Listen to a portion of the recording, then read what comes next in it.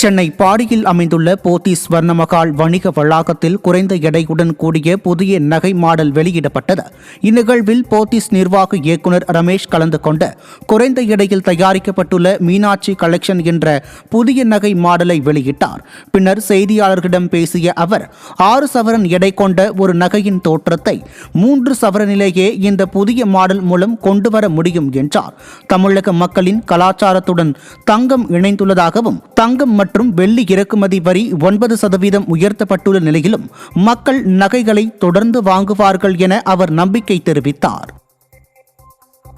Meenakshi collection என்ற பேரில் antique light weight jewellery அறிமுகம் பண்ணுறோம். இன்றைக்கி ஒரு கிராம் 15,400 ரூபான்னு நினச்சி வாங்கும்போது எல்லாருக்குமே கஷ்டமாக இருக்கிறது. அப்படிப்பட்ட ஒரு சூழ்நிலை தான் நாங்கள் இந்த மீனாட்சி கலெக்ஷன்ற இந்த லைட் வெயிட் ஜுவல்லரி கலெக்ஷனை அறிமுகம் பண்ணுறோம். இதில் விசேஷம் என்னென்னா, மீனாட்சி திருக்கல்யாணம் அந்த கலெக்ஷனில் உள்ள அதே டிசைன்ஸ், அதை விட பெட்டர் டிசைன்ஸை லைட் வெயிட் ஜுவல்லரியாக அறிமுகம் பண்ணுறோம். லைட் வெயிட் பார்க்குறதுக்கு ஹெவியாக தெரியும், ஆனால் அதனுடைய எடை கம்மியாக இருக்கும். அதுதான் இதில் உள்ள ஸ்பெஷாலிட்டி. கன்னியாகுமரி மாவட்டம் மிடலாக்காடு பகுதியில் அரசு வேலை வாங்கி தருவதாக கூறி 11 லட்சம் ரூபாய் மோசடி செய்த அரசு ஊழியர்கள் மீது மாவட்ட எஸ்பி அலுவலகத்தில் பாதிக்கப்பட்ட பெண் புகார் அளித்துள்ளார். மிடலாக்காடு பகுதியை சேர்ந்த வெற்றி செல்வி என்பவரிடம் அதே பகுதியை சேர்ந்த அரசு ஊழியர்களான ராஜ்மோகன் மற்றும் அவரது மனைவி மரியா லீலா ஆகியோர் மகனுக்கு அரசு வேலை வாங்கி தருவதாக கூறி 40 லட்சம் ரூபாய் பேரம் பேசியுள்ளனர். இதனை நம்பி வெற்றி செல்வி முதற்கட்டமாக 11 லட்சம் ரூபாயை வழங்கியுள்ளார். ஆனால் 4 ஆண்டுகளாகியும் வேலையும் வாங்கி தராமல் பணத்தை திருப்பித் தராமலும் அவர்கள் ஏமாற்றி வந்துள்ளனர். இந்த நிலையில் மனமுடைந்த செல்வி பணத்தை பெற்றுத்தர கோரி மாவட்ட எஸ்பி அலுவலகத்தில் கண்ணீர் மல்க கோரிக்கை விடுத்துள்ளார். திருப்பத்தூர் மாவட்டம் வாணியம்பாடியில் மினி லாரி மோதியதில் மின்மாற்றி உடைந்து விழுந்த சம்பவத்தால் பரபரப்பு ஏற்பட்டது. காதர்பேட்டை சசாய் தெருவில் சென்ற மினி லாரி சாலையோரம் இருந்த மின்மாற்றி மீது எதிர்பாராத விதமாக மோதியது. இதில் மின்மாற்றி சரிந்து வாகனத்தின் மீது விழுந்தது. மேலும் இந்த விபத்தால் வாணியம்பாடி நகரின் பெரும்பாலான பகுதிகளில் 2 மணி நேரத்திற்கும் மேலாக மின்தடை ஏற்பட்டது. மின் ஊழியர்கள் போர்க்கால அடிப்படையில் பணியாற்றி நகரின் பகுதிகளுக்கு மின் விநியோகத்தை சீரமைத்தனர். திருச்சி சமயபுரம் மாரியம்மன் கோவிலில் கடந்த 21 நாட்களில் மட்டும் 1,62 லட்சம் ரூபாய் காணிக்கையாக பெறப்பட்டுள்ளது. கோவில் இணை ஆணையர் சூரிய நாராயணன் தலைமையில் நடைபெற்ற உண்டியல் என்னும் பணியில் 2 கிலோ 367 கிராம் தங்கம் மற்றும் 3 கிலோ 968 கிராம் வெள்ளி ஆகியவையும் பக்தர்களால் காணிக்கையாக செலுத்தப்பட்டுள்ளது.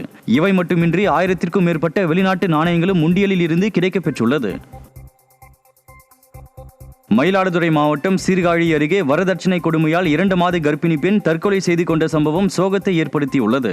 சரஸ்வதி விலாகத்தைச் சேர்ந்த சரண்யா ஜோதிமாறன் என்பவரை கடந்த 1.5 ஆண்டுகளுக்கு முன் காதலித்து திருமணம் செய்து கொண்டார். இந்நிலையில் படுக்கை அறையில் தூக்கில் தொங்கிய நிலையில் சரண்யா சடலமாக மீட்கப்பட்டார். கணவர் மற்றும் அவரது உறவினர்கள் வரதட்சணை கேட்டு துன்புறுத்தியதால் சரண்யா தற்கொலை செய்து கொண்டதாக அவரது தந்தை புகார் அளித்துள்ளார். குற்றவாளிகளை கைது செய்ய கோரி உறவினர்கள் தர்ணாவில் ஈடுபட்டனர். இதனைத் தொடர்ந்து கோட்டாட்சியர் விசாரணை நடத்திய நிலையில் சரண்யாவின் கணவர் ஜோதிமாறனை கொள்ளிடம் போலீசார் கைது செய்துள்ளனர்.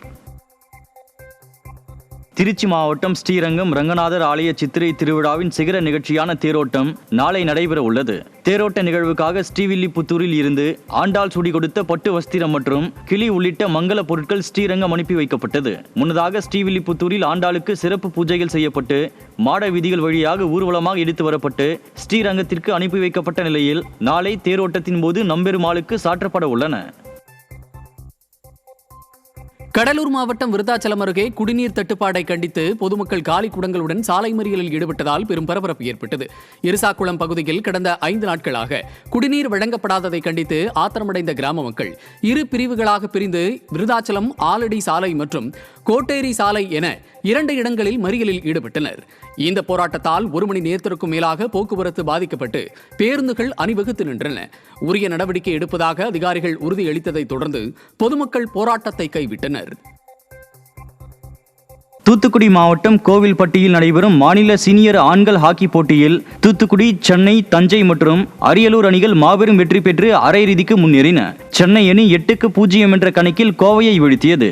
அதேபோல் சொந்த மண்ணில் விளையாடிய தூத்துக்குடி அணி 8-2 என்ற கோல் கணக்கில் நெல்லையை துவம்சம் செய்தது. மற்ற போட்டிகளில் தஞ்சாவூர் மற்றும் அரியலூர் அணிகள் போராடி வெற்றி பெற்று அரையிறுதி வாய்ப்பை உறுதி செய்தன. மேலும் இன்று நடைபெறவிருக்கும் முதல் அரையிறுதியில் பலம் வாய்ந்த சென்னை, தூத்துக்குடி அணிகள் மோதுகின்றன. திருப்பூர் அருகே பேருந்து முன்பாக நடத்துனர் ஒருவர் உறங்குவதை அறியாமல் பேருந்து இயக்கப்பட்டதால் உடல் நசுங்கி அவர் உயிரிழந்தார். பழைய பேருந்து நிலையத்தில் தான் முன்பு பணியாற்றிய தனியார் பேருந்தின் முன்பாக நடத்துனர் சூர்யா என்பவர் உறங்கிய நிலையில் அதனை அறியாமல் பேருந்து இயக்கப்பட்டது. இதில் உடல் நசுங்கி சூர்யா பரிதாபமாக உயிரிழந்தார். தஞ்சாவூர் மாவட்டம் திருக்காட்டுப்பள்ளி கல்லணை சாலையில் சுக்கம்பார் அருகே அமைந்துள்ள நூற்றாண்டு பழமை வாய்ந்த 9 கண் பாலம் சிதிலமடைந்து உள்ளதால் புதிய பாலம் கட்ட வேண்டும் என பொதுமக்கள் கோரிக்கை வைத்துள்ளனர்.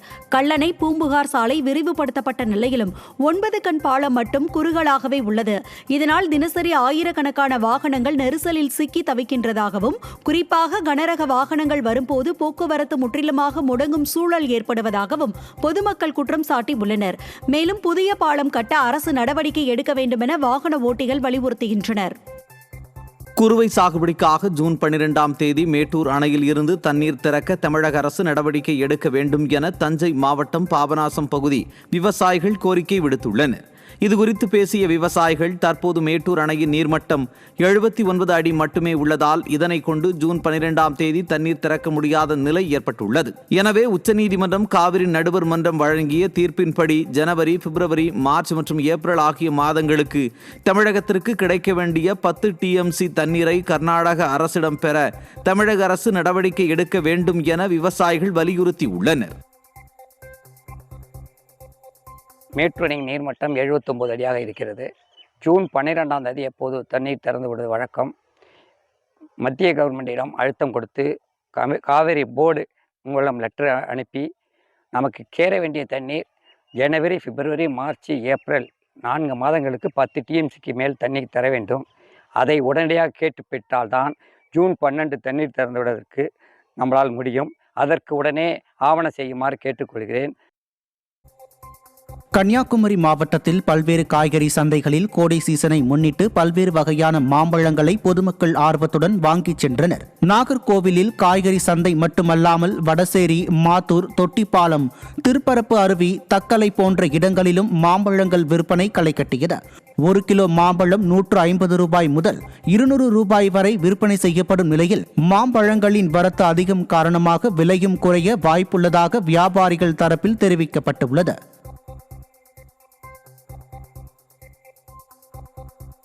கடலூர் மாவட்டம் சேத்தியாத்தோப்பு அருகே பெரியகுப்பம் ஸ்ரீ செல்வ விநாயகர் கோவிலில் மகா கும்பாபிஷேகம் கோலாகலமாக நடைபெற்றது. இதற்காக பல்வேறு நதிகளில் இருந்து சேகரிக்கப்பட்ட புனித நீரை மங்கள வாத்தியங்கள் முழங்க மகா கும்பாபிஷேகம் மற்றும் தீபாராதனை காட்டப்பட்டது. இந்த விழாவினை காண பல்வேறு பகுதிகளில் இருந்து வந்த திரளான பக்தர்கள் பங்கேற்று பக்தி பரவசத்துடன் வழிபட்டனர்.